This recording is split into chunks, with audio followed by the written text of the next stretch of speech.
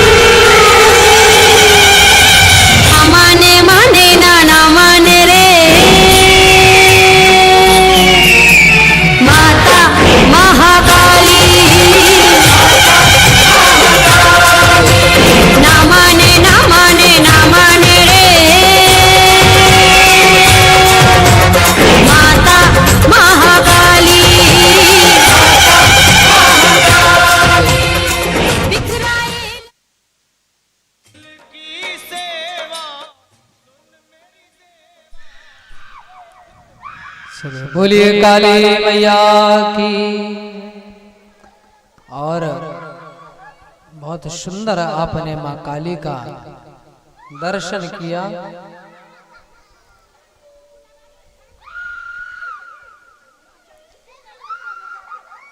और मैया ने भरत जी महाराज की रक्षा की आज आकर के समस्त भक्तों के बीच।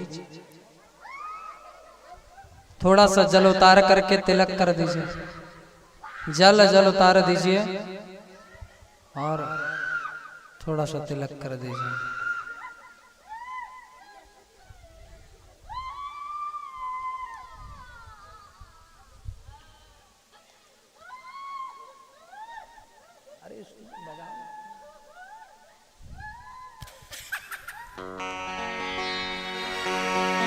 चलिए एक बार सभी लोग बोल दीजिए, ज्यादा चिंता करने की आवश्यकता नहीं, सब मैया की कृपा है अपने ऊपर, ठीक है। बोली काली मैया की। भरत जी महाराज का बढ़िया दर्श परस करके मैया ने अपने हृदय से अपने बालक को लगाया और कहा, भरत जी आपके जैसा भक्त मैंने नहीं देखा, आप मेरे भक्त हैं। और कहकर के मैया ने भरत जी को बड़ा लाड़ प्यार किया। महाराज जल का सिंचन कर दो।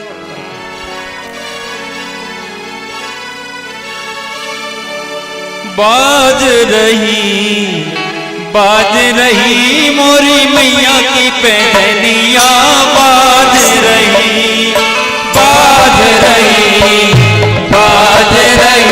मोरी माई की पहनिया,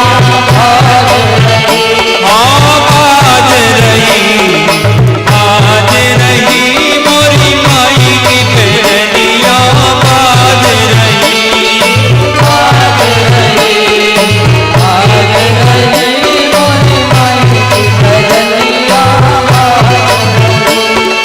ढोलक बाजे मृदंग बाजे तबले की है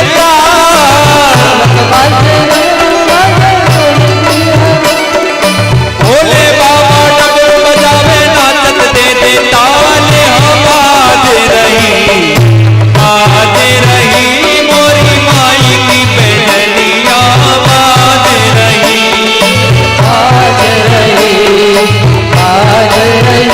मोरी माई की पहनिया।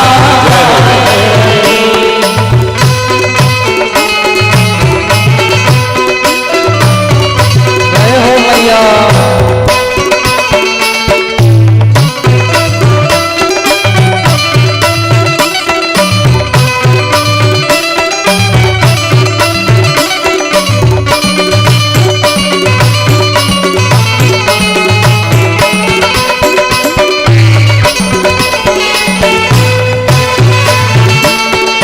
नारद जी की बीड़ा बाजे ब्रह्मा देवता,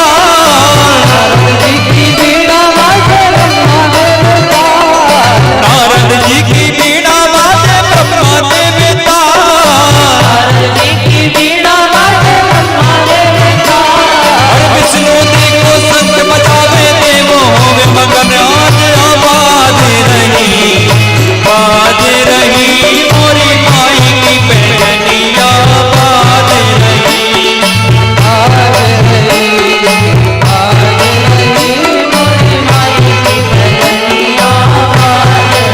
ओ लड्डू खोल के नाचो मेरी माँ के नैना रतन जड़े, लड्डू खोल के नाचो मेरी माँ के नैना रतन जड़े, हाँ रतन जड़े, लड्डू खोल के नाचो मेरी माँ के नैना रतन जड़े,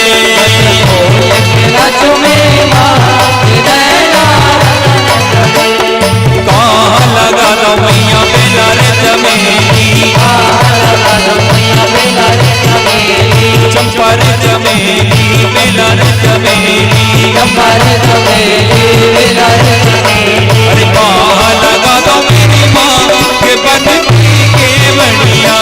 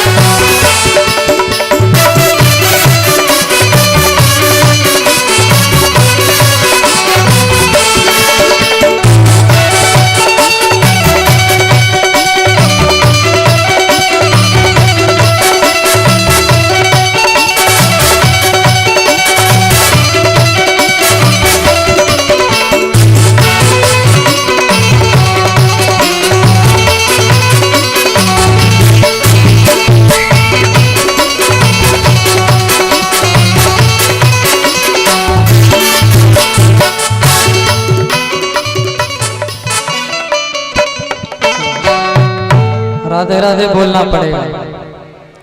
अब मैया भी जानती है कि हमारे कृष्ण कन्हैया को आना है ना, तो इसलिए मैया भी जानती है कि कृष्ण कन्हैया को लाना पड़ेगा और समय अधिक हो गया। सब अपने स्थान पर जाकर के बैठ जाएं और अब हम भगवान कृष्ण की कथा में प्रवेश करेंगे, है ना।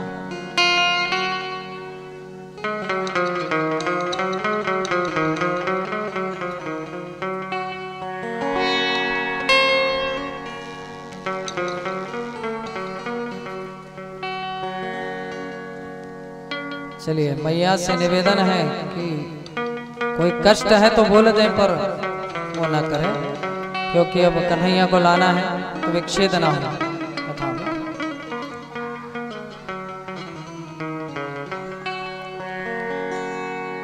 तो महाराज यहाँ पर भरत जी की महाराज की रक्षा करने के लिए मैया आई थी, और वैसे ही हम लोगों की रक्षा करने पर भी करने के लिए आई है।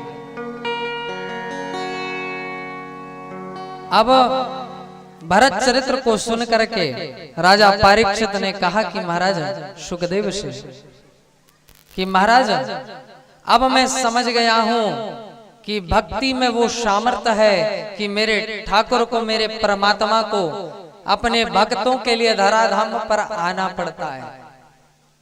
और भक्ति यदि की जाए तो हृदय से एक बार जो भक्ति करता है मेरे प्रभु की, तो फिर प्रभु उसके लिए सदैव महाराज खड़े रहते हैं।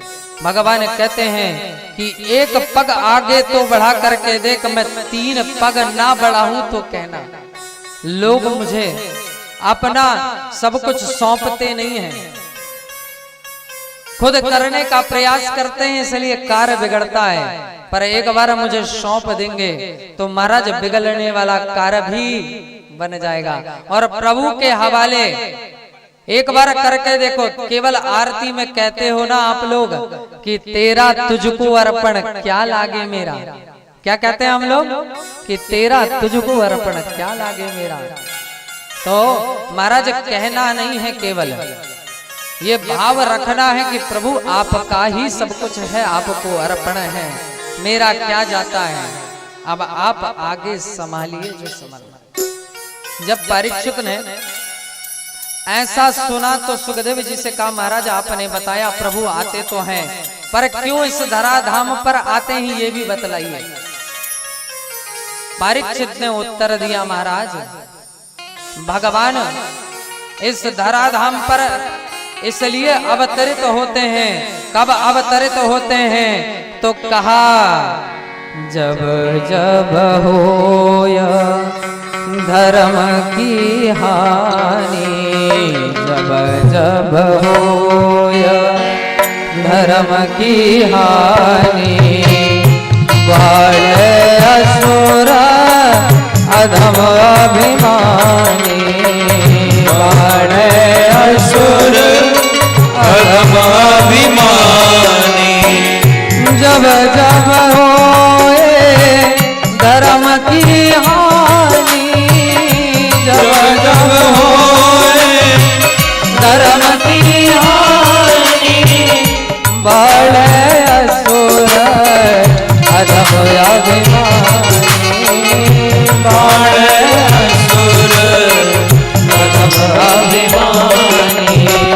तब तब धरि प्रभु विविध शरीरा, तब धरि प्रभु विविध शरीरा, तब तब धरि प्रभु विविध शरीरा, तब तब धरि प्रभु विविध शरीरा। रघुनाथ तुम सज्जन पीरा, रघुनाथ तुम सज्जन पीरा,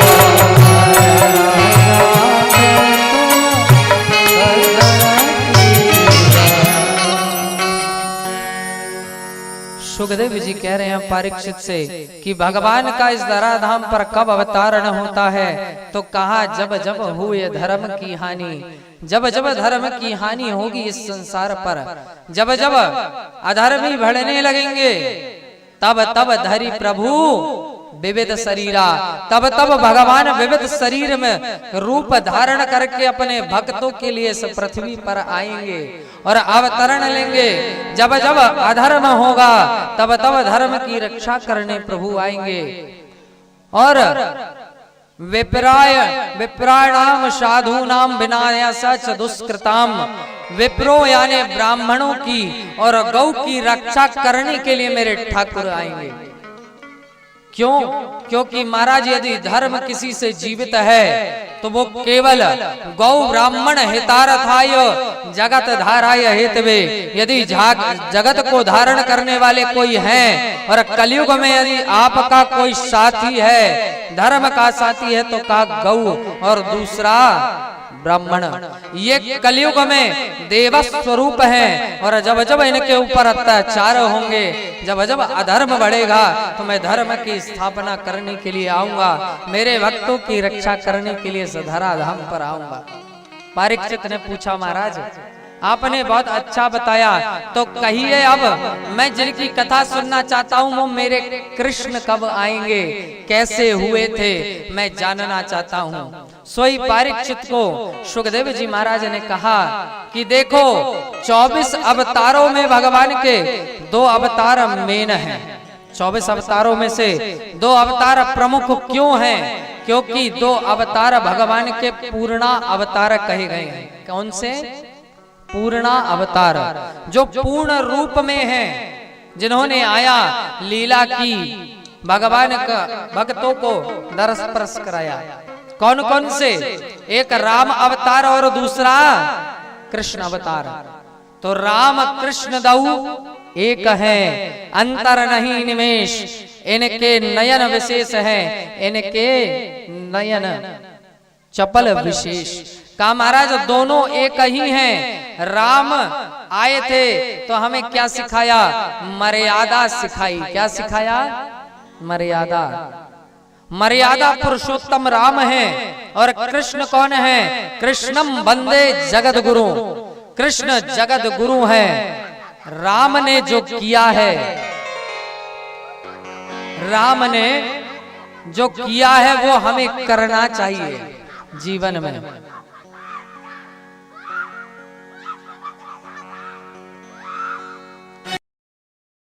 ज्यादा ही क्रोध आ रहा है आपको, आप शांत हो जाइए, शांत हो जाइए। सब ला करके रख देंगे हम लोग, पर आप शांत होइए। माँ अपने पुत्र को कभी कष्ट नहीं देती है, ठीक है? हमने हमारी माँओं को देखा है और आप माँ हो, इसलिए शांत हो जाए।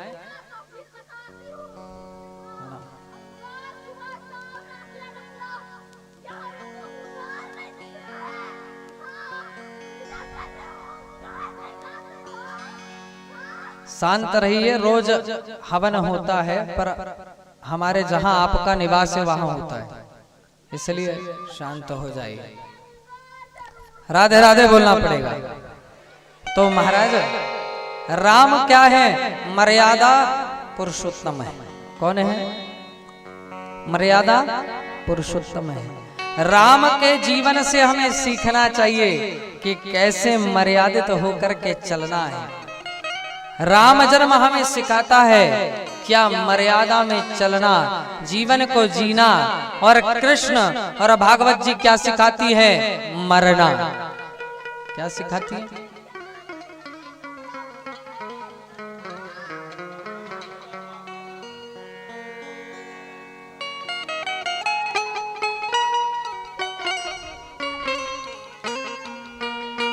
अच्छा, आप शांत होंगे कि मुझे नीचे आना पड़ेगा व्यासपीठ से? बोलो। अरे आपको जो चाहिए पहले दिन से आकर के कहना चाहिए ना। चौथा दिवस है आज, सब कुछ मिलने के बाद कह रही हो नहीं मिलता, या फिर मुझे आना पड़ेगा दोबारा जीवन में? फिर खाली मैया नहीं आने वाली। राधे राधे बोलना पड़ेगा। अभी शांत हो जाए, कथा में बाधा उत्पन्न हो रही है, फिर मन नहीं लगता कथा में।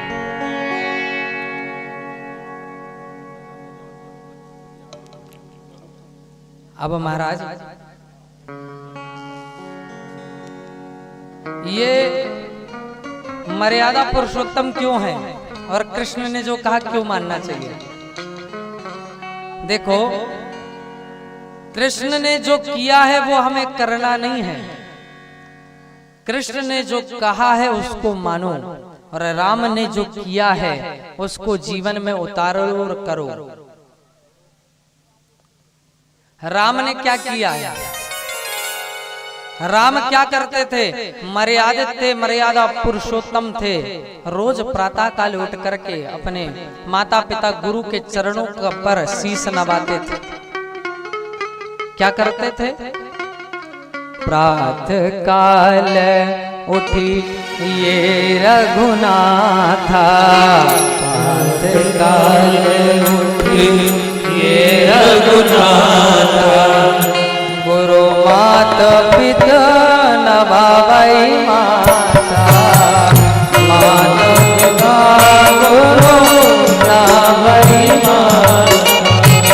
प्रातः काल उठी ये रघुनाथा, प्रातः काल उठी ये रघुनाथा, माता पिता गुरु नवावै माता, माता पिता गुरु नवावै माता,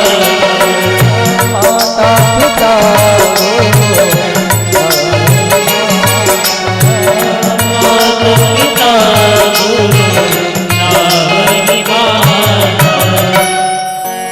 राम जी क्या करते थे? रोज सुबह उठते थे और सबसे पहले माता पिता और गुरु के चरणों को स्पर्श करते थे।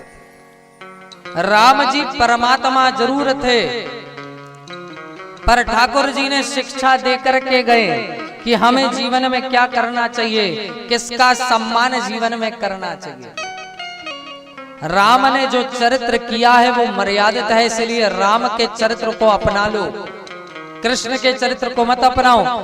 नहीं तो लोग बोलते हैं महाराज जी कृष्ण की 16,108 थी, हम एक दो ही रख लेंगे तो क्या बिगड़ जाएगा। अरे भैया, एक दो रखने की बात नहीं है। कृष्ण ने जो किया है वो आप लोग नहीं कर सकते।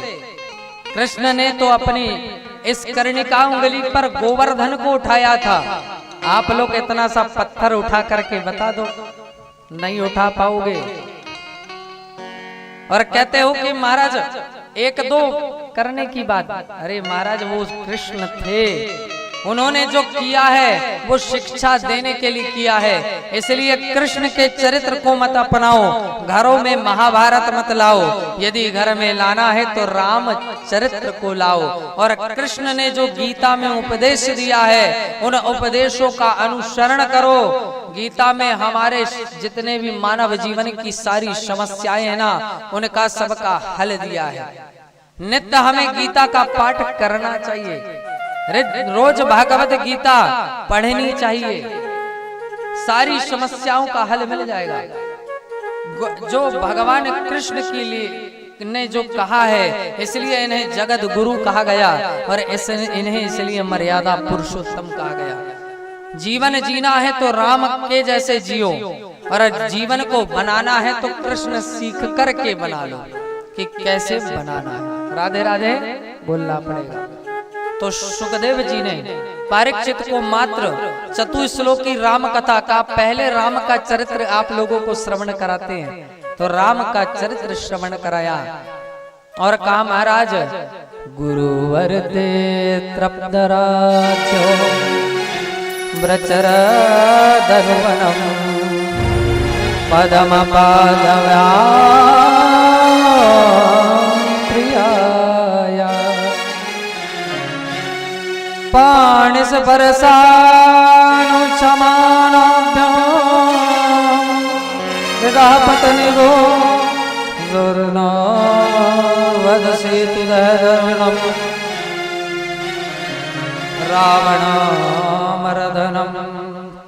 का महाराज गुरुवर ते तृप्त राज्यो व्रचर धनुवनम पदम पदभ्याम प्रियायाः। जब राम जी हुए तो महाराज होते बराबर गुरु के साथ चल दिए। सीता को लेकर के आए, पूर्ण जीवन पिता के वचन का पालन किया और अंत में रावण का वध किया। ये राम का चरित्र। परीक्षित ने बोला महाराज इतने से में रामचरित्र हो गया? कहा महाराज हाँ हो गया।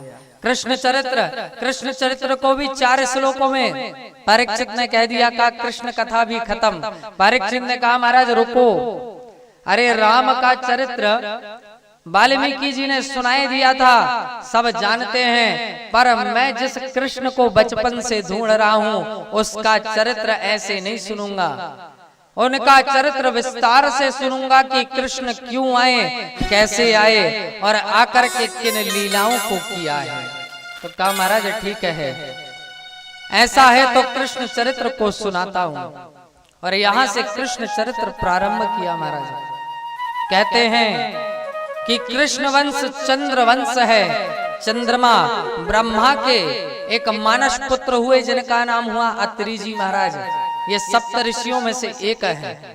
इन्हीं अत्रि के पुत्र हुए हैं चंद्रमा और इन्हीं के आगे चल करके चंद्रवंश प्रारंभ हुआ। और इसी चंद्रवंश में अनेक राजा हुए, अयाति, सयाति, नरयाति, यदु। और यही यदु जी महाराज से यदु वंश चला। और यदु वंश में आगे चल करके महाराज उग्रसेन हुए और उनके पुत्र हुए हैं। कौन हुए? आनक दुंदुभी। आनक दुंदुभी क्यों?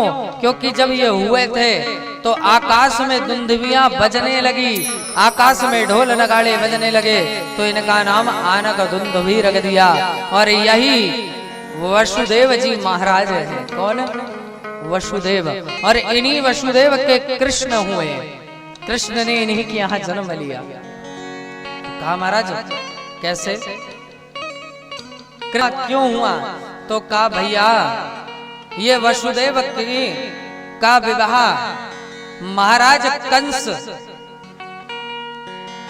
जो कि महाराज यदुवंशी ही था, पर इस पृथ्वी का सबसे क्रूर राजा था।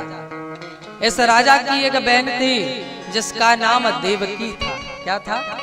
देवकी। महाराज इन वसुदेव का विवाह कंस की बहन देवकी के साथ हुआ। और हमने बताया था कि जब है पृथ्वी पर तब तब भगवान जन्म लेते हैं। कृष्ण ने कंस का वध करने के लिए, अपने भक्तों पर कृपा करने के लिए, महाभारत चरित्र को करने के लिए, गीता उपदेश देने के लिए इस धराधाम पर आए। तो कहा महाराज आए कैसे? तो कहा उस समय कंस बड़ा अत्याचारी था। ये धर्म कार्य नहीं होने देता था। धर्म कार्य जहां भी होता तो व्यवधान उत्पन्न करता। कंसाय नमः कंसाय स्वाहा करके आहुति छुड़वाता। इतना परेशान हो गए पृथ्वीवासी, समस्त धर्मवासी, ब्राह्मण गौओं की हत्या होने लगी कि महाराज बहुत ज्यादा सबने त्राहिमाम की, भगवान से प्रार्थना की कि प्रभु आपको आना पड़े। कौन है? ये कंस महाराज भगवान के ही द्वारपाल हैं, जिनको 3 जन्म का श्राप लगा। एक जन्म में ये कंस और शिशुपाल के रूप में हुए, एक जन्म में रावण और कुंभकर्ण हुए, और महाराज एक जन्म में हिरण्य और हिरण्याक्ष हुए। यही कंस है। उस समय भगवान ने कहा था कि मैं तुम्हारा उद्धार करने आऊंगा। तो अब समय आ गया का भगवान की लीला का। आज जब कंस का अत्याचार बढ़ने लगा, जैसे ही कंस ने सोचा कि मेरा नाम खराब हो गया है राज्य में, तो मैं क्या करूं? तो कहा कुछ अच्छा करना पड़ेगा, तब ये राज वाले मेरा नाम लेंगे। तो कहा क्या किया जाए?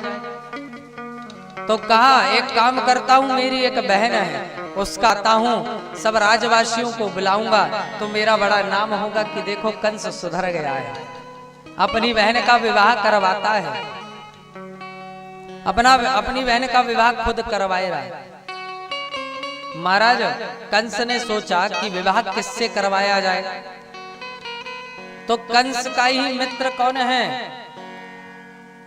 वसुदेव जी महाराज है। का मित्र, मेरे पास बहन है, तुम मेरे अच्छे मित्र हो, क्यों ना मेरी बहन से शादी करो। हमारा ठीक है। क्योंकि वसुदेव के यहाँ वसुदेव मित्रवत संबंध के कारण वसुदेव ने इनसे विवाह कर लिया। विवाह तो अच्छे से संपन्न हुआ। कंस ने सोचा कि राज में लगना चाहिए कि कंस अच्छा राजा है, सोई महाराज अपनी बहन को छोड़ने भी चलता हूं।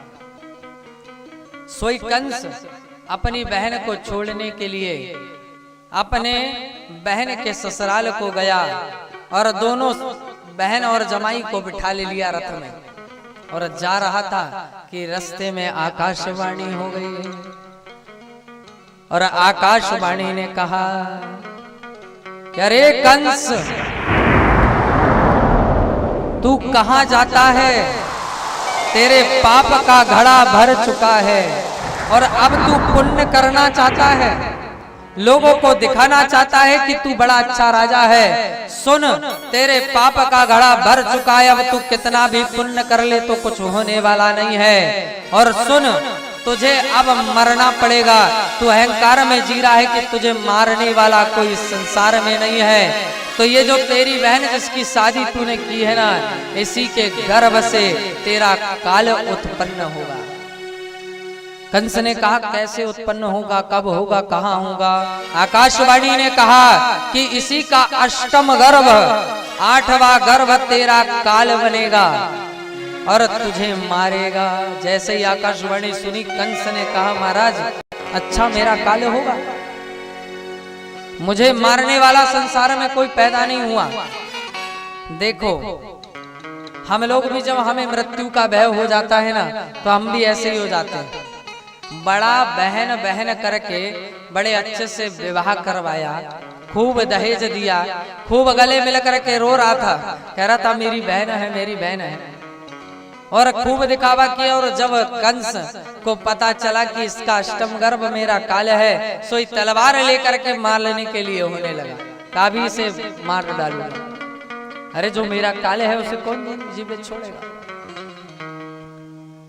तलवार निकाल के मारने के लिए हुआ ही कि महाराज तुरंत वहीं पर वसुदेव जी महाराज थे। वसुदेव ने सोचा कि कंस यदि इसे मार देगा तो महाराज फिर इस विवाह सुख का क्या होगा और परमात्मा अवतरित कैसे होंगे? वसुदेव ने कंस के पैर को पकड़ लिया, कहा महाराज तू बहन मानता है और देख राज्य में तेरी बदनामी हो जाएगी, बहन का वध करेगा तो लोग कहेंगे अभी अभी बहन का विवाह करवाया है और उसे मारता है। तो कहा मार मत, एक काम कर, तुझे गर्भ से जो गर्भ होगा वो तेरा काल है ना, तो तू गर्भ को ले लेना और उन्हें मार देना, पर इसे छोड़ दे, ये थोड़ी तेरा काल है। कंस ने सोचा सही बात कह रहा है, मान जाओ। मान गए, मान गया। पर कंस ने कहा देखो मैं तुम्हें जाने कहीं नहीं दूंगा, मेरे साथ चलना पड़ेगा। कंस ने लाया देवकी वसुदेव को महाराज कारागार में डाल दिया और अब एक एक करके प्रतीक्षा करने लगा कि कब 8वां गर्भ होगा। प्रतीक्षा कर ही रहा था, उसी बीच में नारद जी आ गए। नारद जी ने कहा इनने बहुत पुण्य कमाया है, पाप जीवन में कभी नहीं कमाया, इससे और पाप करवाना पड़ेगा। नारद जी आए, नारद जी ने कहा क्यों कंस, तेरा काल आने वाला है। कंस ने कहा हाँ काल आने वाला है महाराज, कैसा होगा मेरा काल? तो नारद जी ने बता दिया तेरा काल काला काला होगा और मुरली वाला होगा। जैसे ही ऐसा कहा कंस ने कहा बाप रे, काला काला होगा मुरली वाला होगा, तो कहा आएगा 8वें नंबर पे, 8वें गर्भ को मारूंगा। नारद जी ने कहा भूल नहीं करना। एक फूल उठाया, 8 पंखुड़ी लगी थी और नारद जी ने कहा देख कंस गिन इसमें से पंखुड़ी को। तो यहाँ से गिनना प्रारंभ किया, 1 2 3 4, कहा ये 8वीं है।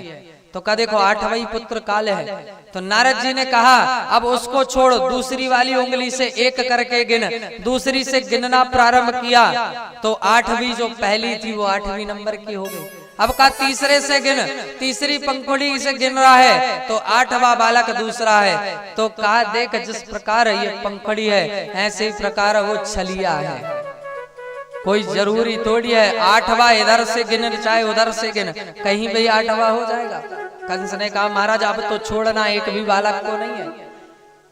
कंस ने एक एक करके सारे बालकों को मारना प्रारंभ किया।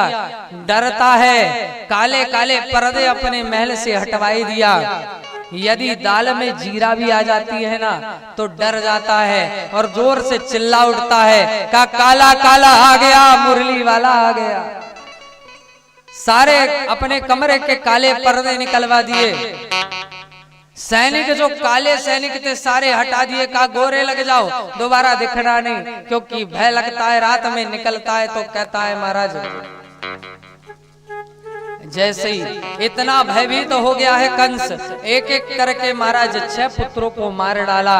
और अब बारी आई 7वें की, तो 7वां नंबर पे जैसे ही बारी आई, मेरे भगवान श्री हरि विष्णु ने कहा शेष जी को, का शेष जी महाराज अब हमारे जाने का समय हो चुका है।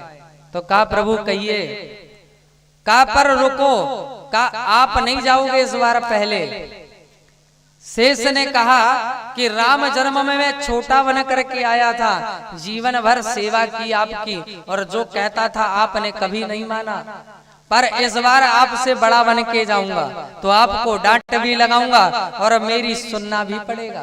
तो कहा भैया ठीक है, तुम ही पहले चले जाओ। भगवान ने कहा शेष का अवतरण हो रहा है और शेष को बचाना पड़ेगा। शेष बड़े क्रोधी हैं, जरा सा भी टच हो जाए सोई मारने को देखते हैं। और कंस ने यदि इन्हें मारने का प्रयास किया तो ये कंस को वहीं मार डालेंगे और फिर हम लीला कैसे करेंगे। सोई भगवान ने माया को आदेश दिया, माया जाओ, जो देवकी का गर्भ है उसे रोहिणी के गर्भ में परिणत कर दो।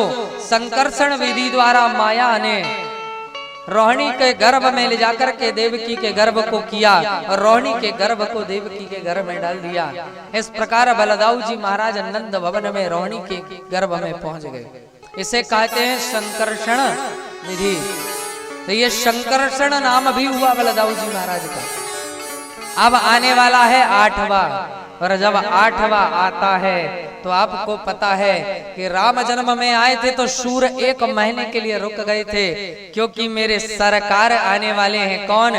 ये प्रकृति इंतजार करने लगी, पेड़ पौधे हंसने लगे, पेड़ों में फूल खिलने लगे, भौरे गुंजान करने लगे, वृष्टि होने लगी, धीरे धीरे मेघ बनना प्रारंभ हो गए। और वो समय और वो घड़ी आ गई जब मेरे कृष्ण कन्हैया का जन्म होने वाला है।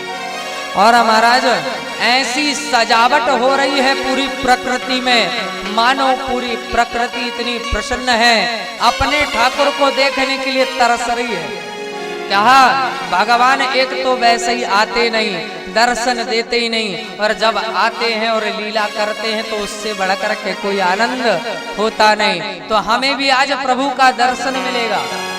पता है राम जन्म में शूर नारायण ने कहा कि मेरे वंश में उत्पन्न हुए हैं, शूर वंश में। तो शूर 1 महीने रुक गए, चंद्रमा को देखने नहीं दिया। चंद्रमा ने शिकायत कर दी, प्रभु उस बार आए थे तो मुझे आपके दर्शन नहीं हुए, शूर नारायण ने मुझे जगह ही नहीं दी, रात ही नहीं हुई, दिन ही दिन रहा और उत्सव चलते रहा। इस बार भगवान ने कहा चंद्रमा मैं तुम्हारे वंश में आऊंगा, और उस बार दिन में आया था, इस बार रात में आऊंगा। कहा महाराज ठीक है।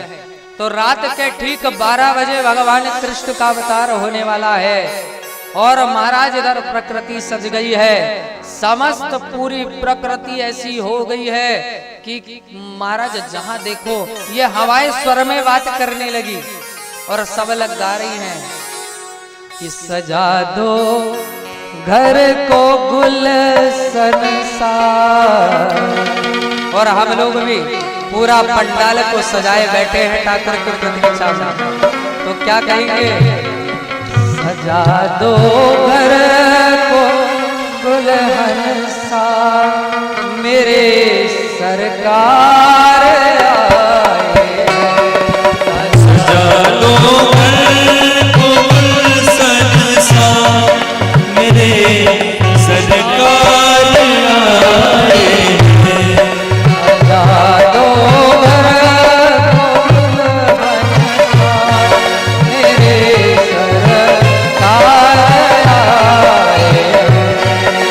सजा दो घर को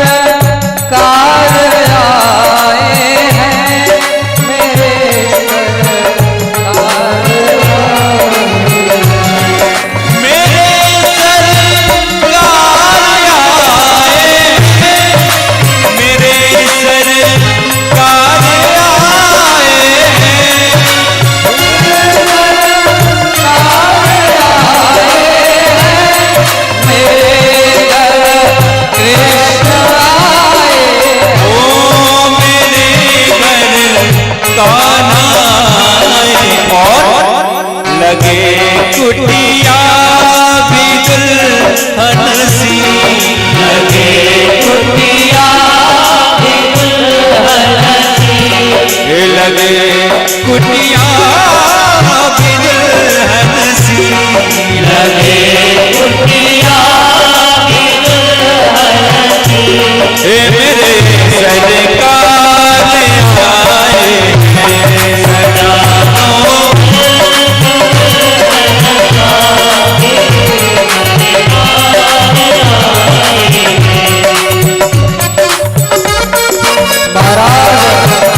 सभी लोग झूमते हुए जो कि आज मेरे सरकार आ रहे हैं, सजा लो अपने मन को, इस कुटिया को ऐसा लगना चाहिए कि मानो जैसे कृष्ण जब आए थे और प्रकृति सजी थी, वैसा ये हुआ आज सज गया है।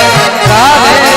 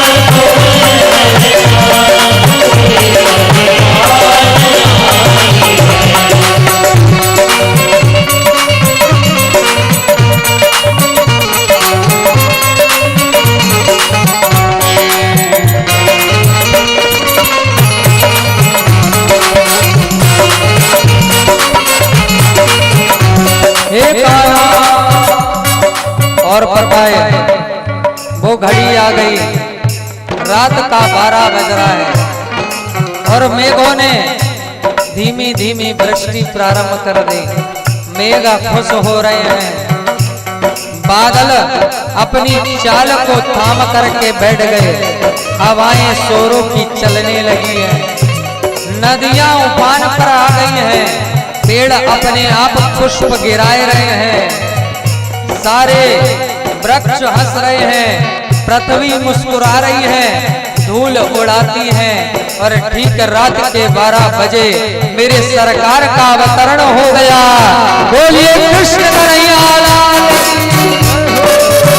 और जैसे ही मेरे सरकार आए तो 4 हाथ थे। मैया ने कहा, अरे बेटा ऐसे आता है क्या, तुम्हारे तो 4 हाथ हैं और नन्हे से दिख नहीं रहे, बड़े से दिख रहे हो। भगवान ने कहा, मैं नन्हा सा भी बना नहीं हूँ, मेरी बात को सुन तो लो। कहा आया हूँ, एक कार्य है। कहा महाराज वसुदेव, मैं आया तो हूँ पर तुम मुझे ले जाकर के नंदगांव में छोड़ देना और वहां से जो कन्या है उसको उठा करके ले आना और तुम्हारे रास्ते में कोई कष्ट नहीं होगा। तो कहा महाराज आपके 4 हाथ है, थोड़े बालक से तो बनो। तो कहा क्या करना है। तो कहा पहले ये 2 हाथ कट करो। दोनों हाथ भगवान ने कम कर दिए। कहा अब छोटे से नन्हे से बन जाओ। भगवान ने कहा लो नन्हे बन गए। अब कहा मैया कहती है कि अब रो। भगवान ने मुस्कुराया, कहा रोएंगे नहीं, राम जन्म में आए थे, रोए थे तो पूरी जिंदगी रोना पड़ा। कृष्ण बन करके आए हैं, सबको रुलाने आए हैं, रोने नहीं आए हैं। भगवान हंसने लगे। जब ये देखा तो देवताओं ने वृष्टि कर दी और महाराज द्वारपाल सारे सो गए, सारे ताले खुल गए और वसुदेव कृष्ण को लेकर के चल दिए। खुल गए सारे ताले, वाह क्या बात हो गई। खुल गए सारे ताले, वह क्या बात हो गई। जब से जन्मे कन्हैया करामात हो गई। जब से जन्मे कन्हैया करामात हो गई। जब से जन्मे कन्हैया करामात हो गई। जब से जन्मे कन्हैया करामात हो गई। महाराज सारे दरवाजे खुल गए और आज यमुना रास्ता नहीं दे रही है, कहती है मैं भी दर्शन करूंगी कान्हा का। सारा प्रकृति प्रसन्न हो गई और कान्हा जी टोकनी पर लेकर केवल महाराज वसुदेव चल दिए और धीरे धीरे चलते जा रहे हैं। सारे द्वारपाल सोने लगे। भगवान आए हैं तो माया सारी छोड़ गई है। सारे द्वारपाल सो रहे हैं। जितने बंधन हैं सारे बंधन से भगवान ने सबको मुक्त कर दिया। कहा मैं आता इसलिए हूँ सारे बंधनों से मुक्त करने। झूम झूम करके देवता नाचने लगे, फूलों की वृष्टि होने लगी। हम लोग भी झूम करके राधे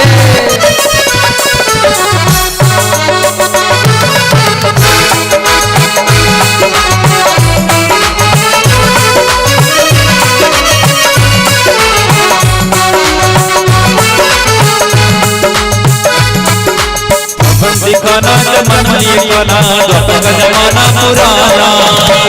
दिखाना बाबा का जमाना पुराना। दिखाना जन्म लिए गाना, द्वापर का जमाना पुराना। बाबा का जमाना पुराना। ताले लगाना वो पहरे बिठाना, वो कंस का जुलम खाना। ताले लगाना उस रात का दर्श भयंकर था।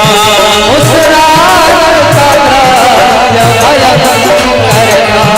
उस कंस को मरने का डर था। उस कंस को मरने का डर था। बादल छाए उड़ाए बरसात हो गई। बादल छाए उड़ाए बरसात हो गई। जब से जन्मे कन्हैया करामात हो गई। जब से जन्मे कन्हैया करामात हो गई। खुल गए सारे ताले, वह क्या बात हो गई। खुल गए सारे ताले, वह क्या बात हो गई। जब से जन्मे मेरे कान्हा करामात हो गई। जब से जन्मे कन्हैया करामात हो गई।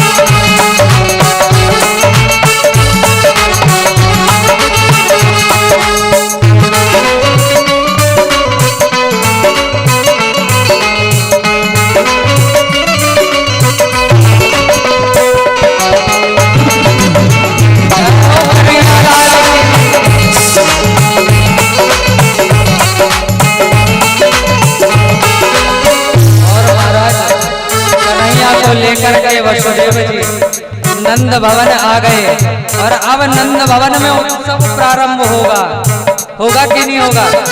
नंद भवन में कन्हैया आ गए हैं, हमारे ब्रज मंडल में आ गए हैं। अब कन्हैया का उत्सव प्रारंभ होने जा रहा है, तो सब लोग साथ में।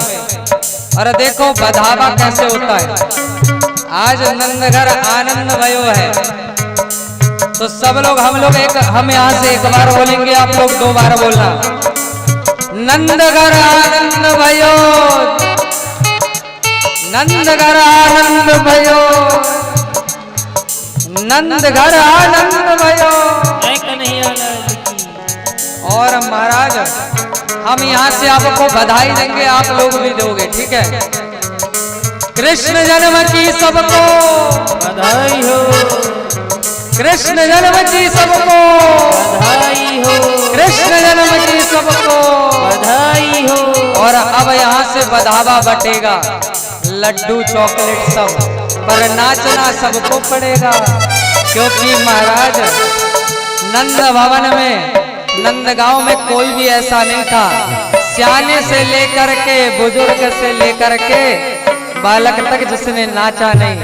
मेरे कान्हा आए हैं। और एक बात बताएं आपको, जिस जिस के लाला हैं और जिस जिसने अपने लाला की शादी में नाचा है, तो वो ये समझ करके नाच लेना कि उस लाला को देने वाला ये गोपाला आया है। अरे महाराज, जब अपने पुत्र की शादी में नाच सकते हैं, तो क्या इस कन्हैया की जन्म में नहीं नाच सकते? तो सभी लोग झूम करके चलिए, अब बधावा चालू होता है और कृष्ण जन्म प्रारंभ। राजा रानी भी नाचेंगे आपके साथ, और आज तो हमारी अम्मा भी नाचेगी।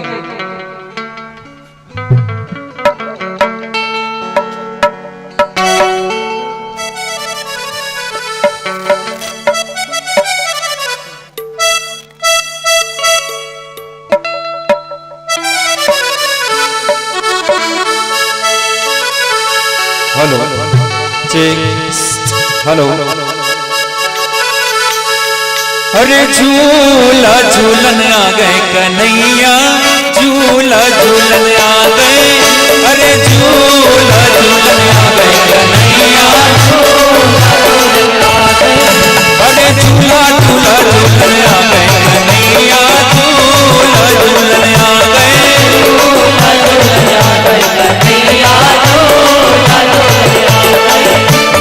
अरे झूला झूलन आ गए कन्हैया, अरे झूला झूलन आ गए कन्हैया, अरे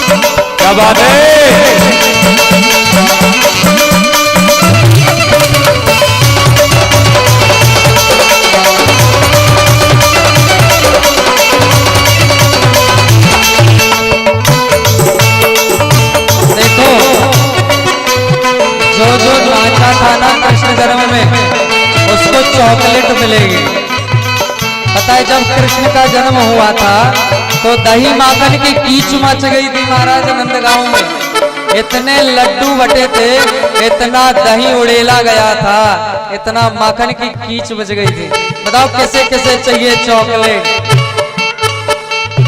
बाकी लोग नहीं नाचना चाहते क्या? अरे भैया कृष्ण का जन्म है, आज शर्माओगे तो जिंदगी भर शर्माना पड़ेगा। और ये कन्हैया है टेढ़ी टांग वाला, आज नहीं नाचे तो फिर पूरे जीवन भर नचाता है। आज नाच लो फिर नाचना नहीं पड़ेगा। इसलिए सब लोग हाथ उठा करके कि सब अपनी हस्ती को भूल करके कृष्ण नाम की मस्ती में राधे। अरे चंदन को तेरा पल्ला बनो है, अरे चंदन को तेरा पल्ला बनो है,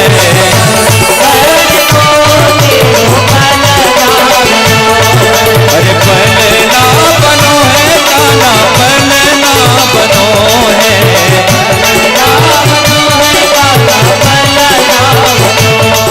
अरे रेशम रेशम रेशम डोरी लगा कन्हैया, झूला झूला आ गए रे झूला कन्हैया झूला, अरे मैया झूला रही झूला रे, मैया झूला रही झूला रे, मैया झूला रही झूला रे, झूले नंदलाल पलना में, झूले नंदलाल पलना में, झूले नंदलाल पलना में,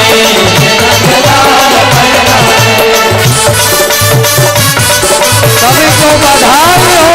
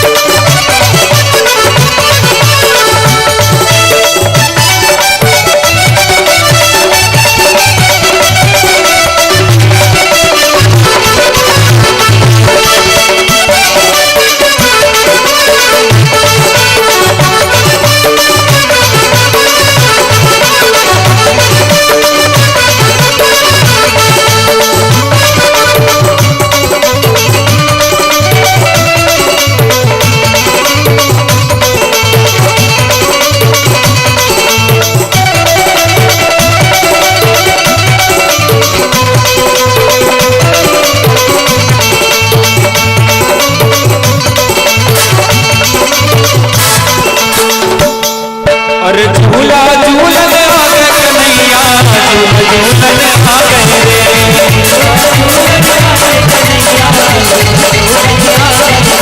झूला झूलन आ गए कन्हैया, झूला झूलन आ गए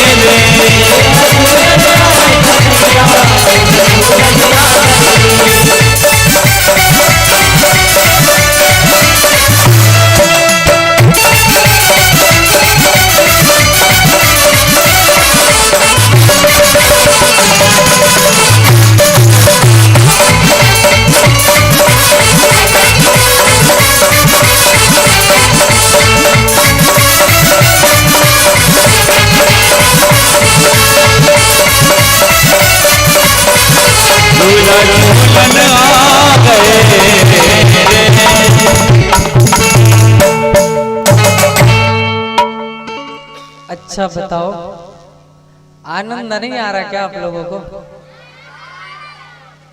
आ रहा है कि नहीं आ रहा है? तो एक आध और बधावा बजवाएं कि फिर आरती करें?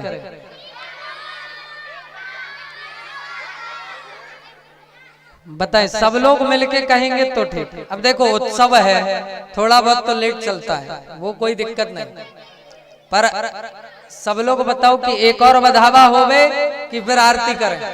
एक और। पर भैया सब लोगों को अपने स्थान पर खड़े होके, चाहे डोकरा हो चाहे डोकरी हो, हमारा कन्हैया हुआ था तो सब ने ठुमके लगाए थे, तो सब लगाना है। पर हम होते तो हम भी लगाते आप लोग, पर यहीं से लगाए रहे ना। तो ये अंतिम है, सबको लगाना है।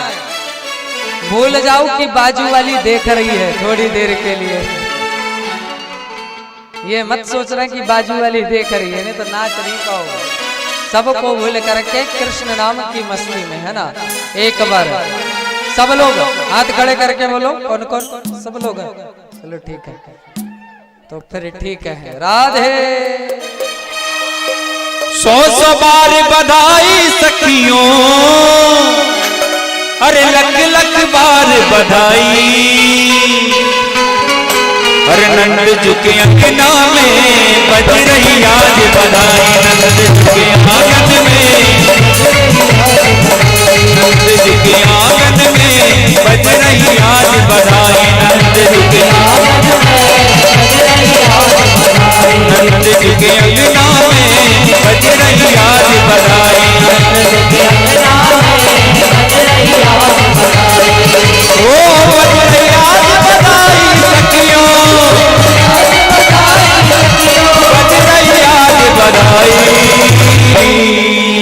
नचने दे, अरे नचने दे, मुझे नचने दे, गाना का जन्मदिन नचने दे, नचने दे, गाना का जन्मदिन नचने दे, मुझे नचने दे, गाना का जन्मदिन नचने दे, गाना का जन्मदिन नचने दे, अरे नचने दे, मुझे नचने दे, गाना का जन्मदिन नचने दे, गाना का जन्मदिन नचने दे। राधे कृष्ण जन्म की बधाई हो।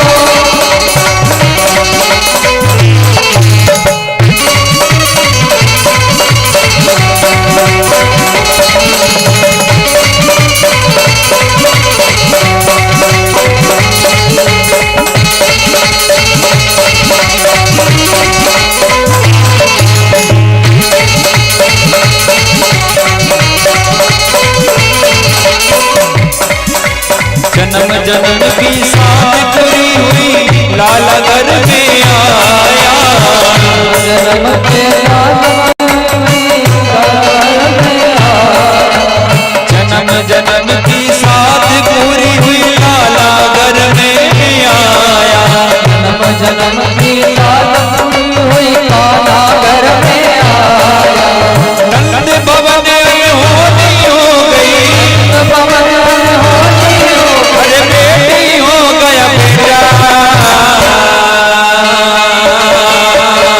नंद जी के आंगन में बज रही आज बधाई, नंद जी के आंगन में बज रही आज बधाई, नंद जी के आंगन में बज रही आज बधाई, नंद जी के आंगन में बज रही आज बधाई, अरे नचने दे, मुझे नचने दे, श्याम का जन्मदिन नचने दे, श्याम का जन्मदिन नचने दे।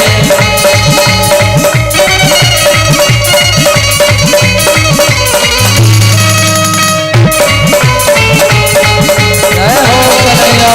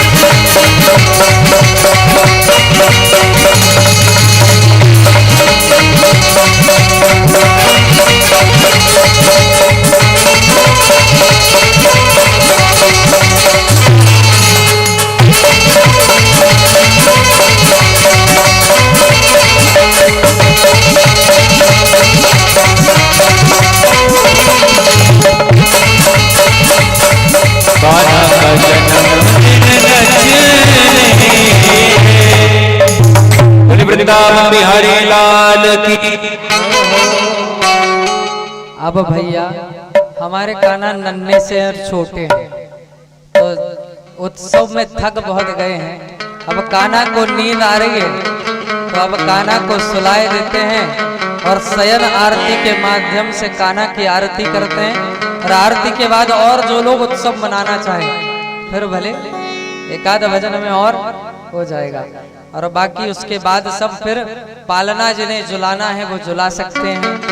व्यासपीठ से यदि आशीर्वाद लेना चाहते हैं तो यहाँ भी आ सकते हैं, है ना। तो चलिए आरती की तैयारी।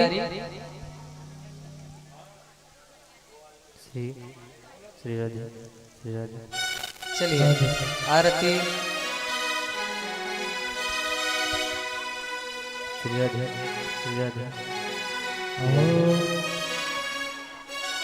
हरि ओम। दीपं ज्योति परब्रह्म दीप ज्योति जनार्दनम् दीपं हरन्तु मे पापं सन्ददीपं नमस्तुते। शुभं करोति कल्याणम् आरोग्यं सुखसम्पदाम् सद्बुद्धिविनाशञ्च दीपज्योति नमोस्तुते। चन्द्रमा मनसो जातचक्षुषो सूर्यो अजायत श्रोताद्वायश प्राणश्च मुखार्गतिरजायत।